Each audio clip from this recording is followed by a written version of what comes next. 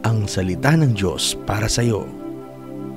Josue 1:9. Hindi ba't iniutos ko sa iyo, magpakatatag ka at lakasan mo ang iyong loob.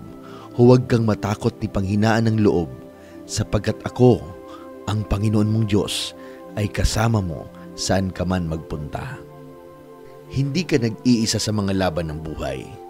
Ang Diyos ay kasama mo, kaya't kahit mahirap, pwede kang maging matatag at matapang. Ang presensya niya ang nagbibigay lakas sa atin na magpatuloy.